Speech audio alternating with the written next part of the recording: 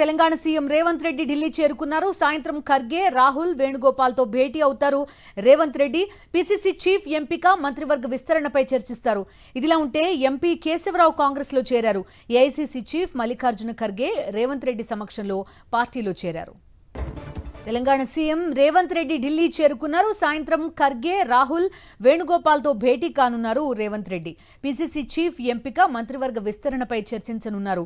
ఇదిలా ఉంటే ఎంపీ కేశవరావు కాంగ్రెస్ పార్టీలో చేరారు. ఏఐసీసీ చీఫ్ మల్లికార్జున ఖర్గే రేవంత్ రెడ్డి సమక్షంలో ఆయన పార్టీలో చేరారు. పూర్తి డీటెయిల్స్ అందిస్తారు మా కరెస్పాండెంట్ వెంకటేష్ సిద్ధంగా ఉన్నారు. సీఎం రేవంత్ రెడ్డి ఢిల్లీ పర్యటనకు సంబంధించి వివరాలు అడుగుదాం. చెప్పండి వెంకటేష్, చూస్తున్నాం మంత్రివర్గ విస్తరణతో పాటుగా పీసీసీ చీఫ్ ఎంపిక, ఈ రెండు కూడా గత కొంతకాలంగా వార్తల్లో ఉన్నాయి. రేవంత్ రెడ్డి ఢిల్లీ వచ్చినప్పుడల్లా కూడా ఇదే అంశం పైన వస్తున్నారనే ఒక వార్త హల్చల్ చేస్తుంది. ఇవాళ ఒక ఫైనల్ డెసిషన్ వస్తుందని ఎక్స్పెక్ట్ చేయొచ్చా? ముఖ్యమంత్రి రేవంత్ రెడ్డి కాంగ్రెస్ పార్టీ జాతీయ అధ్యక్షుడు మల్లికార్జున ఖర్గే సమక్షంలో కాసేపట్లో కేశవరావు కాంగ్రెస్ పార్టీ తీర్థం పుచ్చుకోబోతున్నాడు. ఇప్పటికే ఆయన ఒకసారి రేవంత్ రెడ్డిని కలిశారు. కాంగ్రెస్ పార్టీలో చేరడానికి ఆయన సంసిద్ధత వ్యక్తం చేసినటువంటి పరిస్థితి. సో ఈ నేపథ్యంలో ఈ రోజు ఫార్మల్ గా కాంగ్రెస్ పార్టీ తీర్థం పుచ్చుకోబోతున్నారు. సో తొలి నుంచి ఆయన కాంగ్రెస్ వాదిగానే కేశవరావు ఉన్నారు. ఆ తర్వాత కాలంలో బీఆర్ఎస్ లో చేరారు. తెలంగాణ ఉద్యమ సమయంలో బీఆర్ఎస్ తో కలిసి పనిచేసి అనంతర కాలం బీఆర్ఎస్ తోనే ఆయన రాజ్యసభ సభ్యత్వం కూడా పొందినటువంటి పరిస్థితి మనం చూస్తాం. సో ఈ నేపథ్యంలో ఈరోజు ఆయన మరోసారి కాంగ్రెస్ పార్టీలోకి వస్తున్నారు. సో ఘర్ వాప్సీగా దీన్ని మనం చెప్పొచ్చు. సో ఘర్ వాప్సీ జరగబోతోంది. కేశవరావు లాంటి సీనియర్ నాయకుడు బీఆర్ఎస్ను వీడి కాంగ్రెస్ పార్టీ తీర్థం పుచ్చుకున్నటువంటి పరిస్థితి మనకు కనబడుతుంది. సో మొత్తానికి ఈరోజు ఈ కాంగ్రెస్ పార్టీలో కేశవరావు చేరికతో పాటు ఇక ముఖ్యమైనటువంటి ప్రధానమైనటువంటి అంశం పీసీసీ అధ్యక్షుడి ఎంపిక. అలాగే పీసీసీ అధ్యక్షుడి ఎంపికతో పాటు మంత్రివర్గ విస్తరణకు సంబంధించినటువంటి అంశాలపైన ప్రధానంగా ఈరోజు ముఖ్యమంత్రి రేవంత్ రెడ్డి పీసీసీ అధ్యక్ష ఎంపిక విషయం, అలాగే మంత్రివర్గ కూర్పుకు సంబంధించినటువంటి విషయంపైన ఈరోజు పార్టీ పెద్దలతో చర్చించబోతున్నారు. ఇప్పటికే గత వారం అంతా కూడా ఆయన ఢిల్లీలోనే ఉన్నారు. సోమవారం వచ్చి ఆయన శుక్రవారం వరకు కూడా గత వారం అంతా కూడా ఆయన ఢిల్లీలో ఉన్నారు. మరోసారి ఆయన ఢిల్లీకి వచ్చారు.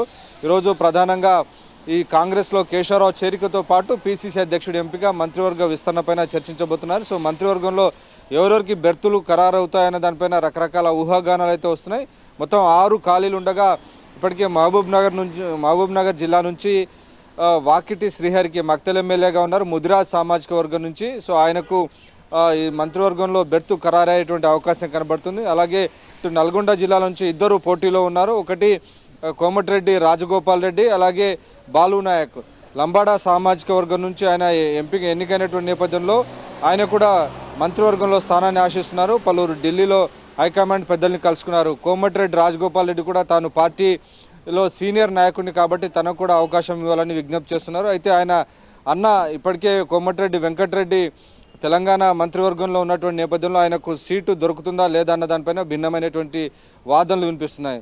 అలాగే వీటితో పాటు మరొక ప్రధానంగా విషయం, ఇటు నిజామాబాద్లో సీనియర్ నాయకుడైనటువంటి సుదర్శన్ రెడ్డి కూడా క్యాబినెట్ బెర్తు ఆశిస్తున్నారు. అలాగే ఇటు ఆదిలాబాద్ కానీ మిగిలినటువంటి సీట్ల కోసం వారంతా పలువురు తమ అదృష్టాన్ని పరీక్షించుకుంటున్నటువంటి పరిస్థితి. సో పీసీసీ అధ్యక్షుడు ఎవరవుతారని దాన్ని బట్టి కూడా మంత్రివర్గంలో ఉన్నటువంటి స్థానాలు ఖరారయ్యేటువంటి అవకాశం ఉంది. ఒకవేళ పీసీసీ అధ్యక్షుడిగా మహేష్ కుమార్ గౌడ్ కనుక ఖరారైతే కొంత డిఫరెంట్ పర్సన్స్ను ఇందులో తీసుకునేటువంటి అవకాశం ఉంది. సో రెడ్లకు మంత్రివర్గంలో ప్రాధాన్యత ఇచ్చేటువంటి అవకాశం ఉంది.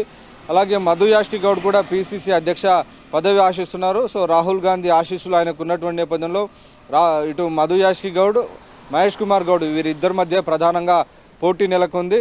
సో మహేష్ కుమార్ గౌడ్ పేరును రేవంత్ రెడ్డి కూడా సిఫారసు చేస్తున్నట్టు తెలిసింది. సో మహేష్ కుమార్ గౌడ్ కనుక ఎంపికైతే అది రేవంత్ రెడ్డి దౌత్యం ఫలించినట్టుగానే చెప్పొచ్చు. మధు యాష్కి కనుక పీసీసీ అధ్యక్షుడు అయితే రాహుల్ గాంధీ ఆశీస్సులతో ఆయన పీసీసీ అధ్యక్ష పదవి దక్కించుకోబోతున్నారు. ఇక మిగిలినటువంటి ఖాళీలకు సంబంధించి ఆయా జిల్లాలో ఉన్నటువంటి స్థానిక రాజకీయాలు, అలాగే ఇప్పటివరకు ఏ సామాజిక వర్గాలకైతే ప్రాతినిధ్యం దక్కలేదో ఆయా సామాజిక వర్గాలకు చోటు కల్పించే విధంగా మంత్రివర్గ విస్తరణ ఉండబోతోంది.